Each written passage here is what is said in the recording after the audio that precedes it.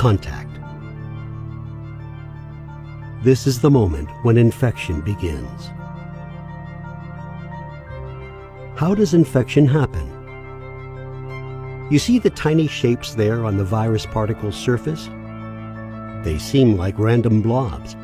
In reality, they are tiny keys, proteins that have evolved to the perfect shape and size, enabling them to unlock these receptors on the surface of this lung cell.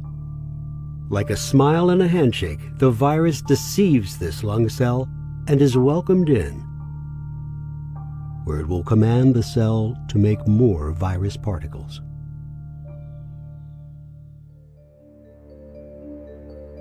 Every cell in your body is a tiny factory, constantly making proteins.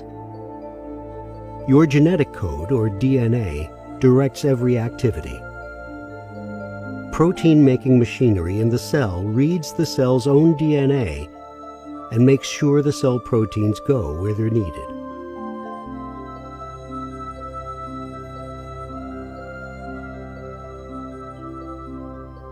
Viruses have their own genetic code, but they don't have the machinery to copy their DNA. So viruses need your cell's machinery to reproduce themselves.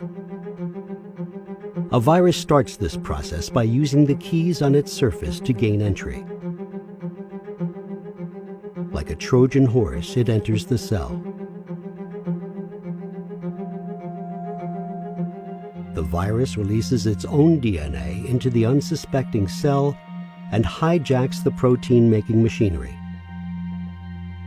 Now, this vital cell function becomes an assembly line for new virus particles. No longer in service to your body, the cell now serves the virus, manufacturing thousands of new virus particles, which are released to enslave more cells, thousands and thousands more.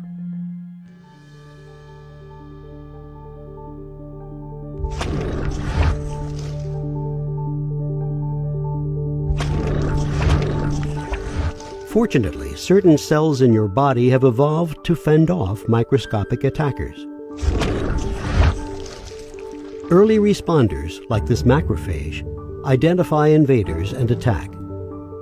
They also give off chemical signals, called cytokines, to call up reinforcements like neutrophils and natural killer cells. Macrophages, neutrophils, and natural killer cells, collectively referred to as innate immunity, are nonspecific, often sacrificing healthy tissue to contain an infection. But if the invader slips through, you're going to need a more targeted defense. The adaptive immune system provides a more targeted defense. Dendritic cells are like intelligence specialists. They collect pieces of the invader at the site of the battle. Then they travel to the nearest lymph node, triggering a cascade of events. Inside the lymph node, the dendritic cell presents pieces of the invader to T cells, the immune system's communication specialist.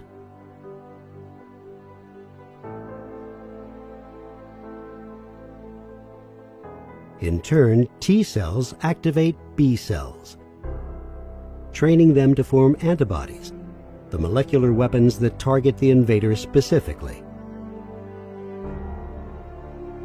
The immune system now mounts its ultimate defense. B cells release millions of antibodies, each antibody's shape tailored to identify and neutralize the enemy. The immune system deploys these tailored weapons until the infection is wiped out, ready to respond even faster the next time.